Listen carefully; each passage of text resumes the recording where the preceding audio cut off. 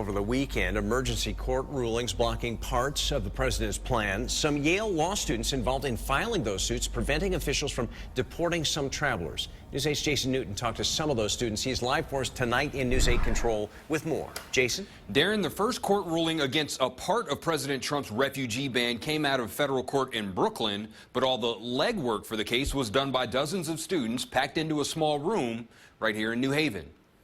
It was a busy Saturday for Yale Law School students. On the agenda, filing a suit against the President of the United States. What struck me the most is how students just really sprung into action. I woke up Saturday morning to hundreds of emails in my inbox. While thousands showed up at airports around the country to protest, Carolyn Lipp and Aaron Kortheis are two of about 30 Yale law students who filed a federal lawsuit challenging President Donald Trump's executive order to ban refugees from entering the country.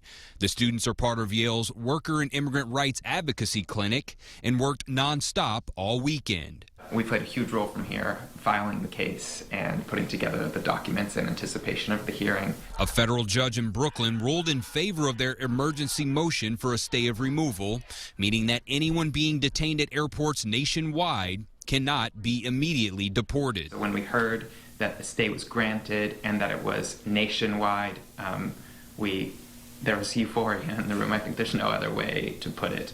The judge's ruling caused spontaneous celebration among protesters who gathered at airports and outside the Brooklyn courthouse, but it was bittersweet as some people had already been sent back to their respective country. There was one individual who I was trying to help out who had been sent back on an 8:30 flight, and the ruling came out at around 9 p.m. So I was so happy about the ruling, but at the same time I was also, concerned.